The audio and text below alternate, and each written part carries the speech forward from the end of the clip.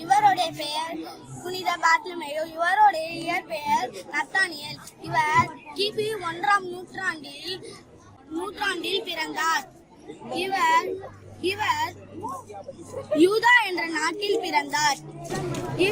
இவர் இயேசுவின் 12 சீடர்களில் ஒருவர் ஆவார். இவருடைய பெயரற்ற கோவில் தஞ்சாவூர் மாவட்டத்தில் உள்ளது. மர்மேனியா நாட்டிற்கு சென்று நற்செய்தி பணியை செய்தார். இவர் நோயாளிகளை குணப்படுத்தினார், இறந்தவர்களை உயிர்த்தெழ செய்தார். இவர் மரணம் கிபி 68ஆம் ஆண்டு. இவர் உயிரோடு இருக்கும் போதே தோலை உரித்து தலையை துண்டிக்கப்பட்டு கடலில் வீசப்பட்டார். இவருடைய திருவிழா ஆகஸ்ட் 24. நன்றி.